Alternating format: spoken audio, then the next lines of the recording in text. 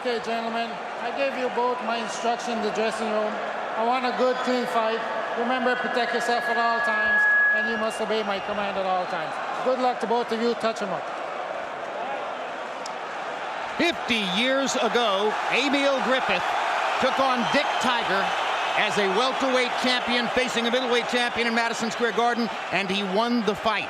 In 1987, Ray Leonard was seen by most as a welterweight when he moved up in weight after a long absence from the ring and took the middleweight crown from Marvelous Marvin Hagler. There have been many others who tried. Can Kell Brook follow in the footsteps of fighters like Leonard and Griffith? We're about to see as he goes against Gennady Golovkin.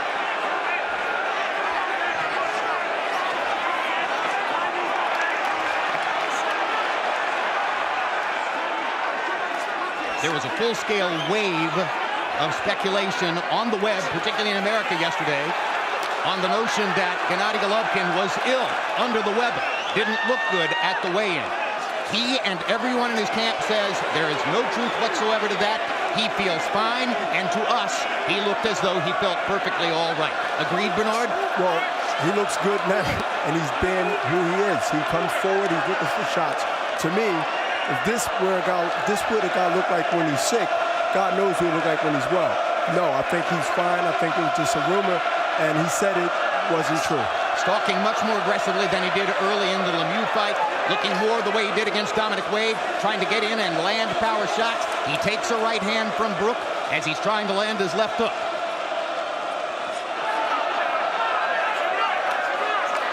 Brook got some swelling and maybe a little bruise from a left hook, from the right eye, from a left hook, from Triple G.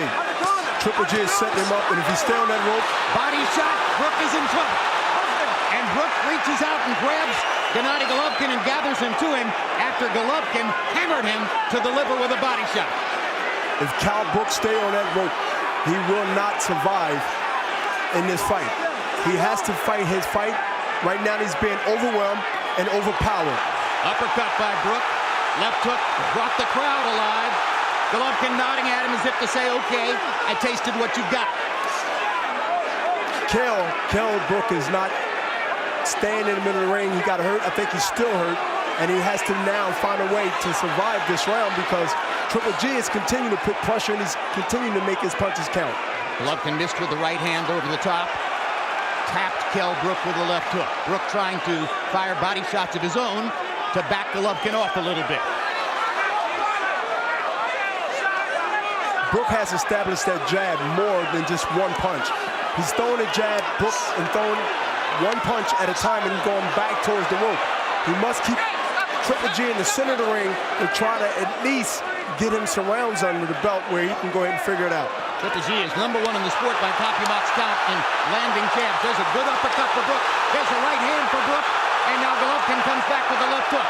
There's a mark outside Golovkin's left eye from the right hand by Kell Brook. 15 seconds left in round one. Both fighters have made statements. Golovkin wants Kell to try to get brave and try to be brave because that gives the puncher a bigger chance. Triple G will have a bigger and a greater chance in exchange. Golovkin's left eye. So both fighters are marked from the action in round one.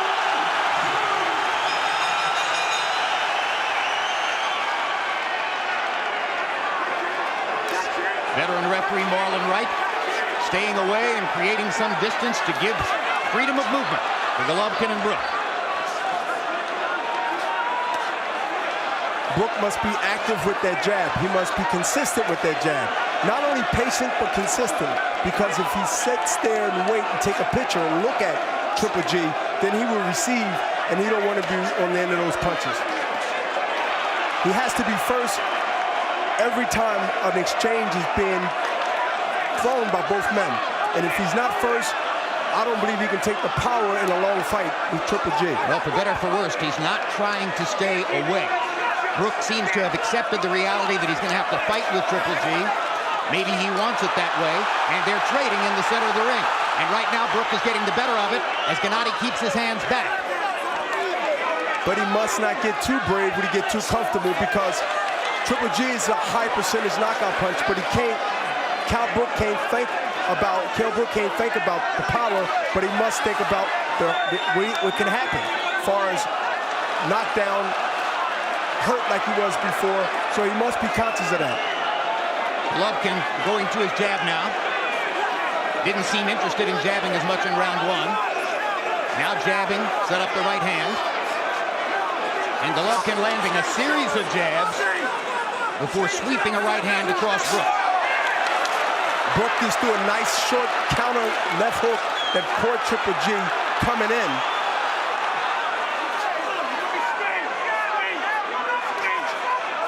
Golovkin has not been knocked down in his professional career. And he says never in his amateur career either. 350 fights. 1 minute left in round number 2. Brook is waiting to counter when Triple G throws one punch or a wild punch. He's waiting to counter. He's a better counter puncher when Triple G is coming in. Uppercut by Brook. Crowd comes out of its seats. Excited by the uppercut. Brook getting in some heavy shots here in round number 2. Golovkin gets in a right hand over the top.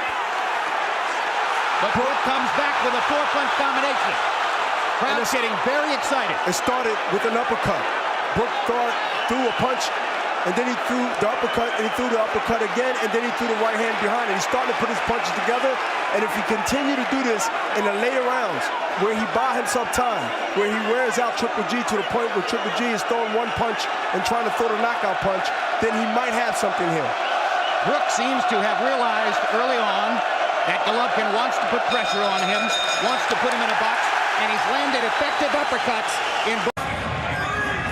Golovkin hasn't lost very many rounds recently in his career, but he may well have lost the second round here against Kell Brook.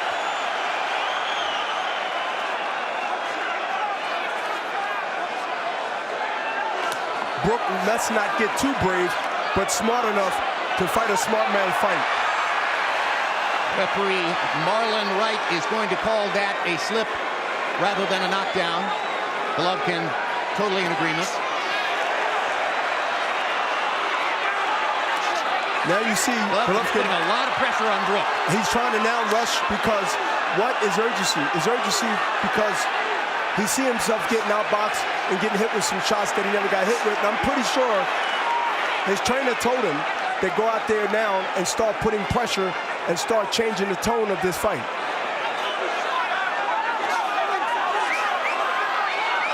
He's digging to the body with a 3-punch combination.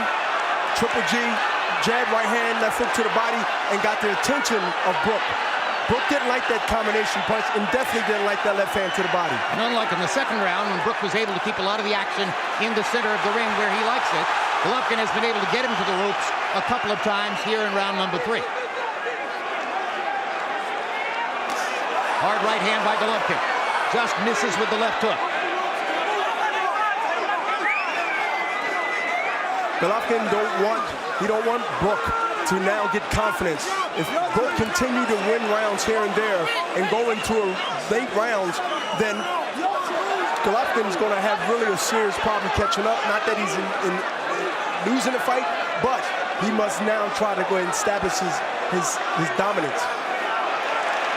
He's walking in, not even ducking. He's coming in just wanting to throw the power punch, but not be leery or worry about the jab because he's so confident that he can hit Brook and maybe hurt him. And Brook got a chance at a clean right hand there and landed a glancing blow. If he had landed it solidly, he could have hurt Golovkin. I think he is hurt, Jim. He got hit with a short uppercut just now with the right hand, and Brook is now throwing more than one punch. He's throwing right hands behind the left jab. If he continues to stay poised and pick at shots, but not get caught in a shootout or a fight where he gets the bad end of it. Brook is trying to build something memorable here. Golovkin is trying to reverse the momentum immediately. And Gennady gasping for breath. Those people who thought he was ill yesterday may be thinking again that they were onto something. But Golovkin keeps bearing in and putting pressure on Kell Brook here in round 3. If you look at Brook's right eye, it's starting to swell badly. And Triple G just threw a left and a straight right on that same eye with the left hand. And Brook comes back aggressively, winning the admiration of the crowd. An excellent third round for both fighters. Gennady Golovkin has not thrown what I would call a lot of wild or desperation punches in the fights we've seen up to this moment. But he is swinging away sometimes here against Kell Brook, seeming to feel a sense of urgency because Brook, at moments here and there, is outboxing him, competing with him, perhaps won the second round. And Gennady Golovkin finds himself, it appears, in the closest thing to a real fight so far in this dominant career. And some frustrations. You know, Triple G showing some frustrations because, listen, Brook is actually putting in good boxing, but not running. Boxing, moving, punching, slipping. Every now and then, Brook stays on the ropes and he pays a price, and his corners continue to tell him, don't be on the ropes, be in the center of the ring, or keep moving left to right. As you see on the ropes, Triple G has a shot when he's on the ropes. And Triple G tried so hard to land something big against Brook that he dropped his hands and left himself wide open to a Brook right hand. Brook face right now. Landing some solid punches. Golovkin taking them so far. Yes, and Brook face right now is showing the effect of the power of Triple G.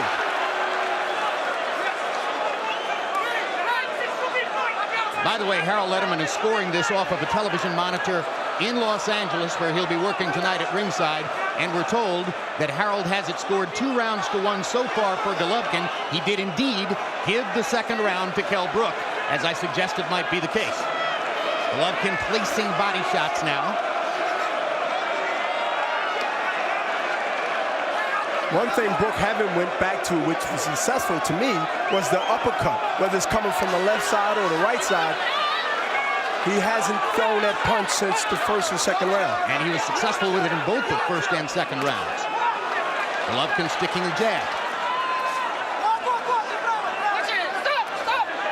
They both throw rabbit punches.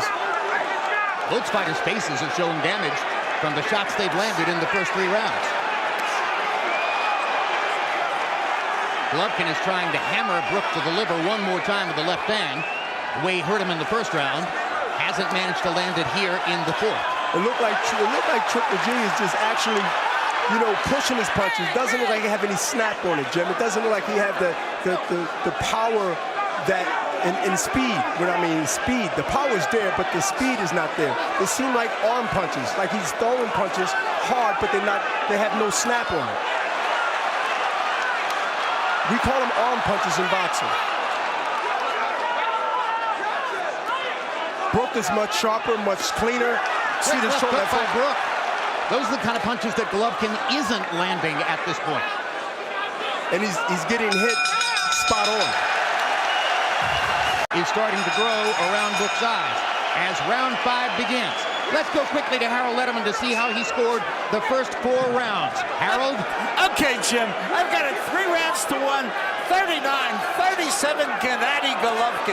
You know, Jim, he keeps pushing him back, keeps landing hard shots. I just think that, he's landing the cleaner, harder punches. But I got to tell you, Jim, Kell Brook got some jaw. I mean, I haven't seen a guy stand there and trade with Gennady Golovkin in God knows how long. 3-1, Golovkin. And Golovkin delivers his fiercest rally of the fight as Harold completes that scoring summary. Now Brook holding out his arms as if to say, you're not hitting me at all, as Golovkin does miss a series, but he landed a couple of hard right hands when he first got Brook to the ropes, Bernard. And Brook is putting his hands up like he wasn't hurt, but you know, he might be hurt later by the accumulation of those punches. So I think he should stay focused. I think he was hurt a little bit, and I think that's the reason that you do those things, is to let your opponent know that you're not hurt, but that normally means the opposite. Brook was momentarily rubbing his right eye with his glove. Now he lashes out and manages to knock Golovkin back with a couple of clean shots. But he's leaving his feet, Jim, when he throw a punch, and not only is no power on those punches, he leaves himself to get countered like he just did with a straight right. And I believe he's hurt with this, and now Triple G is going to keep him there if he can. Brook once again erupts off the ropes. We're only halfway through the 5th round. Golovkin is now landing body shots again, as he did in round number 1. And yes, he is. He's pop-shotting right now, and as you see, a straight right. And Dominic Ingle in the far corner is holding up a towel.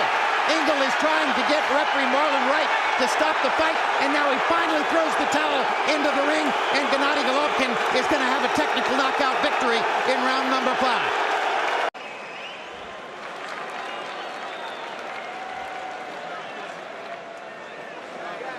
A sense of anticlimax Ladies and gentlemen, at the O2 Arena. And now here's Michael. Corner, the red corner indicated to referee Marlon Wright to call a halt to the contest.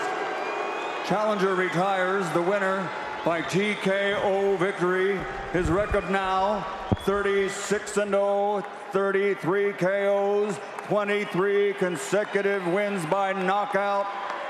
Still, the undefeated, universally recognized middleweight champion of the world, Gennady Golovkin, a.k.a. Triple